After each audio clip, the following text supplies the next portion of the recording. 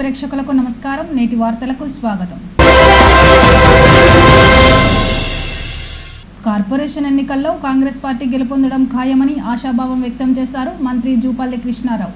మంచిర్యాల శాసనసభ్యులు కొక్కిరాల ప్రేమ్సాగర్ రావుని తమ నివాసంలో మర్యాదపూర్వకంగా కలిసి కార్యకర్తలకు తగు సూచనలు ఇచ్చారు. ఈ సందర్భంగా ఆయన మాట్లాడుతూ జిల్లాలోని అన్ని మున్సిపాలిటీలలో పర్యటిస్తూ కాంగ్రెస్ నేతలకు సలహాలు సూచనలు ఇస్తున్నానని, మంచిర్యాల జిల్లాలో 4 మున్సిపాలిటీలు, 1 కార్పొరేషన్ స్థానాలను కాంగ్రెస్ పార్టీ కైవసం చేసుకోబోతుందని ఆశాభావం వ్యక్తం చేశారు. గత బీఆర్ఎస్ ప్రభుత్వం ప్రజాస్వామ్యాన్ని ఖూనీ చేసిందని, తెలంగాణను అప్పుల రాష్ట్రంగా చేసినా కూడా ఇచ్చిన హామీలను తూచా తప్పకుండా నెరవేర్చుతున్నామని తెలిపారు. జూబ్లీహిల్స్ ఉప ఎన్నికల్లో బీఆర్ఎస్ పార్టీకి ఎలా బుద్ధి చెప్పారో మున్సిపల్ ఎన్నికల్లో కూడా అలానే జరుగుతుందని పేర్కొన్నారు. ఫోన్ ట్యాపింగ్ కేసుతో పాటు నిధుల దుర్వినియోగంపై చట్టం తన పని తాను చేసుకుని పోతుందని, తప్పు చేసిన వారికి శిక్ష తప్పదని అన్నారు.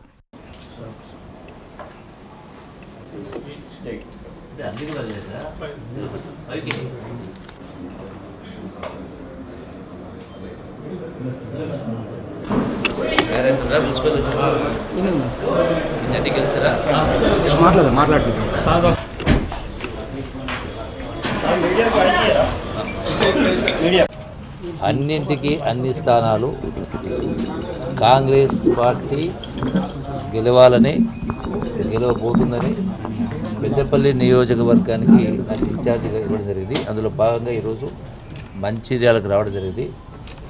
పెద్దలు శాసనసభ్యులు ప్రేమ్సాగర్ గారిని కలవడం జరిగింది. ఇక్కడ మంచిర్యాలో అయినా ఈ యొక్క పార్లమెంటులో ఉన్నటువంటి మొత్తం 10 మున్సిపాలిటీస్ మొత్తం కూడా అన్నింటికి అన్నీ కూడా 10కి 10 కూడా కాంగ్రెస్ పార్టీ గెలవబోతుంది. అది కూడా ప్రతి మున్సిపాలిటీలో కూడా 75% తగ్గకుండా వార్డు మెంబర్స్ అందరూ కూడా గెలవబోతూ ఉన్నారు. నేను చెప్పినటువంటి ఈ మాటకు ఆధారం ఏంటంటే, గడిచిన 2 సంవత్సరాల కాలంలో కాంగ్రెస్ పార్టీ చేపడుతున్నటువంటి అభివృద్ధి సంక్షేమ కార్యక్రమాలను చూసి, రెండవది గత ప్రభుత్వ నిర్వాహకం వల్ల రాష్ట్రం మొత్తం కూడా ఆర్థికంగా చితికిపోయినా కూడా గత ప్రభుత్వం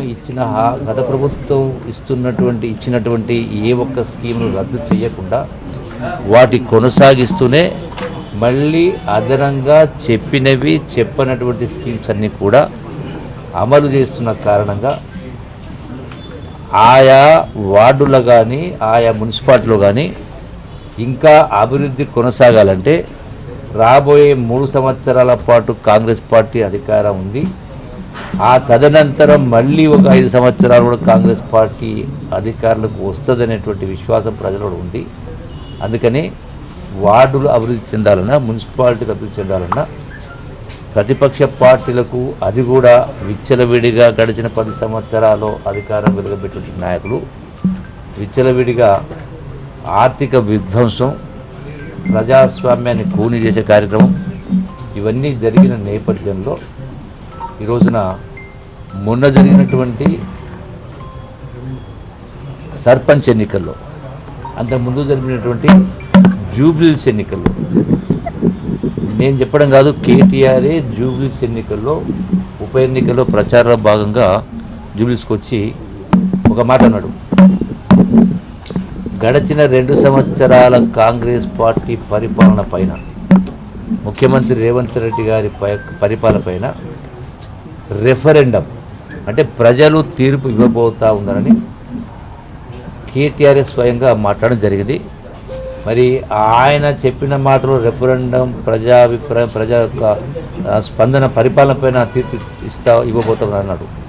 సో అన్నట్టుగా మరి కాంగ్రెస్ పార్టీ గెలిచింది కాబట్టి వాళ్ళు చేసిన ఆరోపణలన్నీ కూడా కరెక్ట్ కాదు, రాజకీయ లబ్ధి కోసం మాట్లాడిన మాటలు అనేది కూడా తేట తెలియదు. కాబట్టి ఇప్పుడు ఈ మున్సిపల్ ఎన్నికల్లో కూడా 100కు 100% కాంగ్రెస్ పార్టీ ఘన విజయాన్ని సాధించబోతా ఉంది.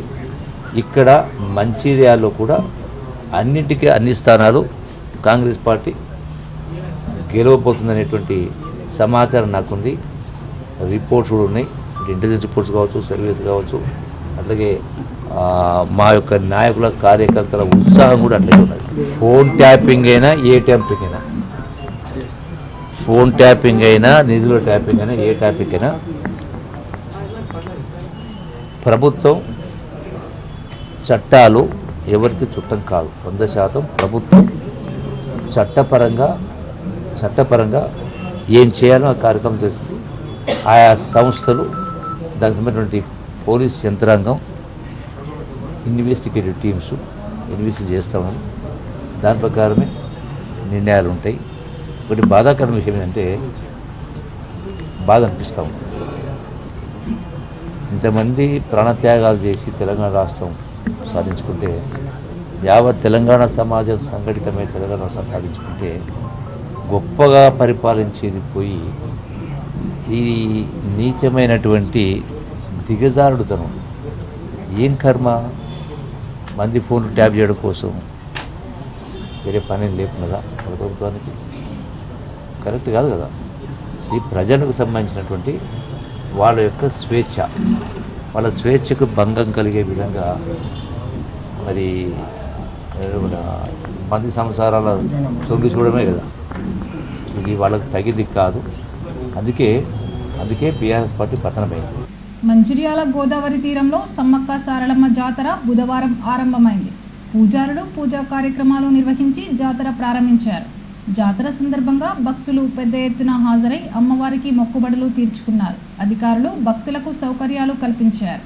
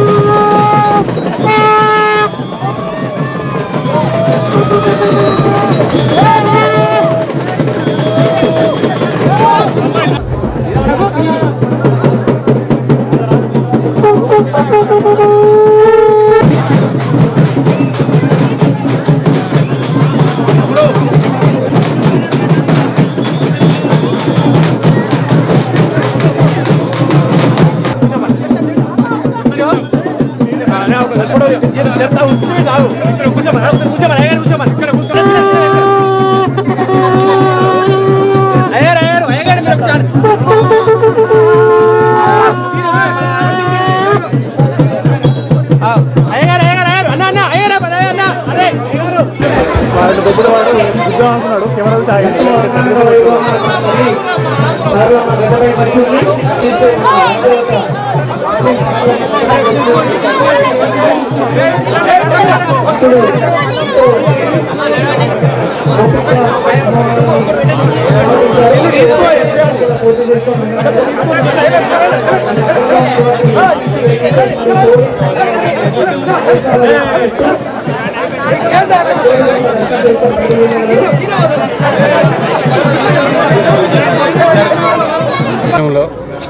శ్రీ సమ్మక్క సారలమ్మ జాతర 2000 సంవత్సరం నుండి ప్రతి 2 సంవత్సరాలకు ఒకసారి అత్యంత వైభవంగా నిర్వహించడం జరుగుతుంది.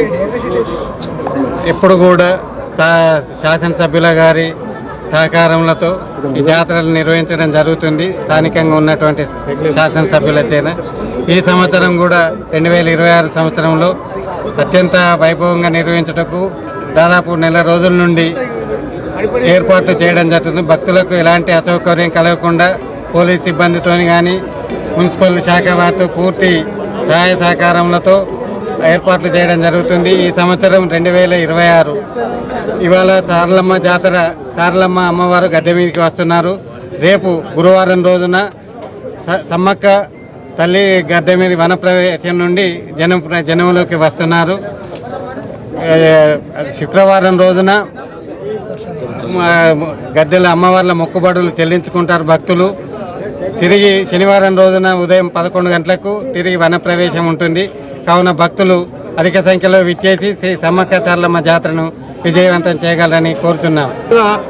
మంచిర్యాల జిల్లా మరియు పట్టణ ప్రజలకు సమ్మక్క సారక్క జాతర శుభాకాంక్షలు తెలియజేస్తూ, ఏదైతే స్థానిక శాసనసభ్యులు ప్రేమ్సాగర్ రావు ఆదేశాల ఏదైతే అన్ని డిపార్ట్మెంట్ల సహకారంతో municipal, police, electricity, fisheries, endowment వారి సహకారంతో ఎన్నడూ లేని విధంగా భక్తులకు అన్ని సదుపాయాలు కల్పించడం జరిగింది.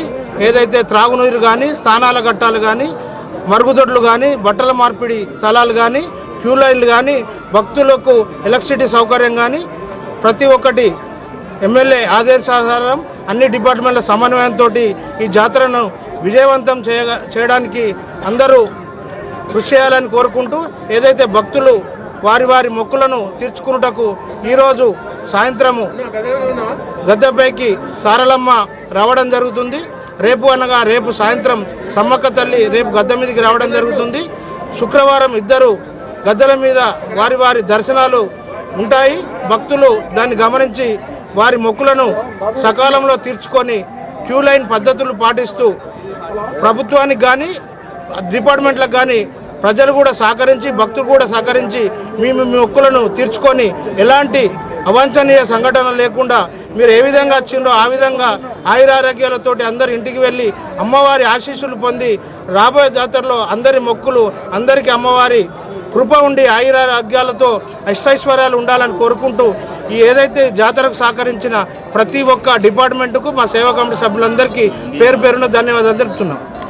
నస్పూర్ సిసిసి టౌన్షిప్ ముక్కిడి పోచమ్మ ఆలయం వద్ద సింగరేణి యాజమాన్యం ఆధ్వర్యంలో నిర్వహిస్తున్న సమ్మక్క సారలమ్మ జాతర వేడుకలు బుధవారం శ్రీరాంపూర్ ఇన్ఛార్జ్ జిఎం సత్యనారాయణ, అరుణ సత్యనారాయణలు ప్రారంభించారు.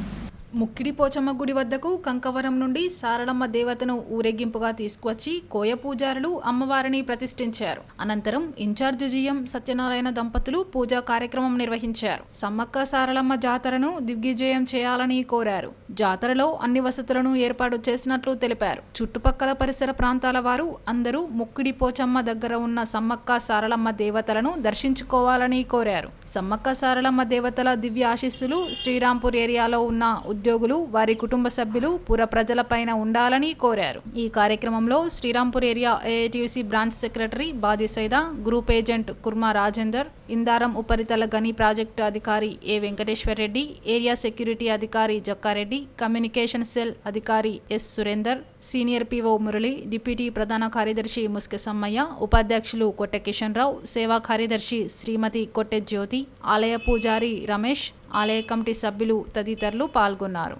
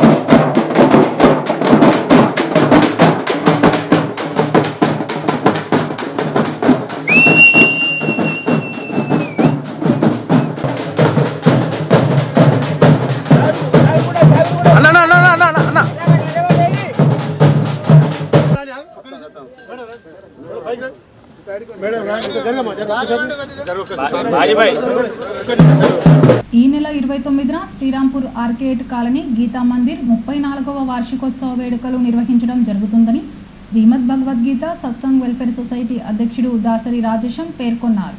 ఈ మేరకు వేడుకల వాల్ పోస్టర్ విడుదల చేసి మాట్లాడారు. ఆర్కేడ్ కాలనీ గీతా మందిర్ 34వ వార్షికోత్సవ వేడుకల్లో భక్తులు అధిక సంఖ్యలో పాల్గొనాలని కోరారు. ఈ నెల 29న గీతా పారాయణ, గీత హవన యజ్ఞం, అన్నదాన కార్యక్రమం నిర్వహించడం జరుగుతుందని తెలిపారు. ఈ కార్యక్రమంలో కార్యదర్శి డిడి ప్రసాద్, మారపెల్లి సారయ్య తదితరులు పాల్గొన్నారు.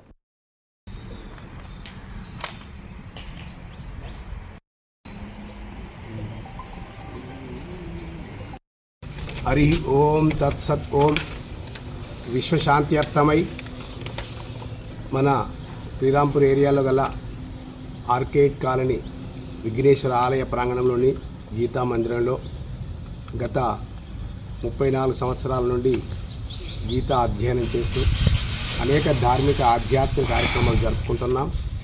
దానిలో భాగంగా పరమ పవిత్రమైనటువంటి రేపు భీష్మ ఏకాదశి మరియు మన గీతా సత్సంగం యొక్క 34వ వార్షికోత్సవాలను పురస్కరించుకొని గత 7 రోజుల నుండి ప్రతిరోజు ఉదయము శ్రీకృష్ణ భగవాని పూజ, అభిషేక, అర్చనలతో పాటు సాయంత్రము గీతా పారాయణములు, గీతా జ్ఞాన ప్రసంగ కార్యక్రమం జరుపబడుచున్నవి. మరి దీనిలో భాగంగా ముఖ్యంగా రేపు ఈ భీష్మ ఏకాదశి పురస్కరించుకొని ఉదయము దేవతా పూజ, అర్చన, ఆరాధనలు, 8 గంటలకు సద్గురు శ్రీహరి మౌనస్వామి వారి చేత ధర్మధ్వజ ఆరోహణము, కుంకుమ పూజ కార్యక్రమాలు, 9 గంటలకు సంపూర్ణ గీతా పారాయణంతో గీతా హోమ కార్యక్రమాలు, వచ్చినటువంటి మహాత్ముల చేత గీతా జ్ఞాన ప్రసంగములు, అన్నదాన కార్యక్రమం జరపబడుచున్నవి. మరి భగవద్భక్త బంధువులందరూ కూడా ప్రతి ఒక్కరు కూడా భగవద్గీత చదవాలని, మన గీతా జ్ఞానం పొంది అందరూ ధరించాలనేటువంటి ఆశయం చేత గీతా సత్సంగం ద్వారా ఈ గీతా ప్రచారం చేస్తున్నాము. మరి రేపు వచ్చినటువంటి మహాత్ముల చేత ఆధ్యాత్మిక ఉపన్యాసాలు విని ఈ గీతా జ్ఞానాన్ని రోలి అందరూ పవిత్రులై పరమశాంతిని పొందుతారు అని కోరుకుంటూ మరి ప్రతి ఒక్కరు కూడా రేపు కార్యక్రమం హాజరు కావాల్సిందిగా కోరుకుంటున్నాం. నేటి ఎస్ఎండిసి న్యూస్ ఇంతటితో సమాప్తం. తిరిగి ప్రసారమయ్యే ఎస్ఎండిసి న్యూస్లో మళ్ళీ కలుద్దాం. అంతవరకు సెలవు. నమస్కారం.